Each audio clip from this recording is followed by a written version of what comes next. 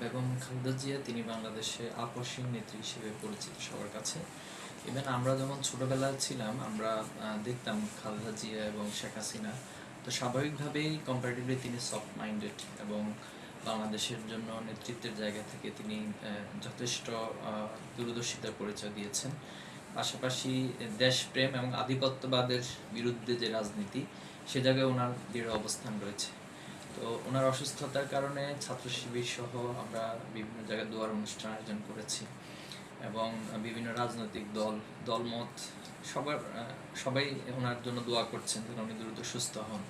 তো আমরা সেটা চাই যে উনি দ্রুত সময়ে সুস্থ হয়ে উঠুক। তবে সংকটের কথা যেটা বলেছেন, কিছুটা তো সংবেদনশীলতা রয়েছে রাজনীতি অঙ্গনে। এত বড় একজন নেত্রী, তিনি খুবই মুমূর্ষু অবস্থায় আছেন। তবে রাজনৈতিক সংকট তৈরি হওয়াটা এটা আমি কামনা করি না। হয়তো দলীয়ভাবে কোনো বিষয়ে সংকট তৈরি হতে পারে, কিন্তু সেটা জাতীয় রাজনীতিতে সংকট তৈরি হোক, এটা কখনোই আমরা চাই না।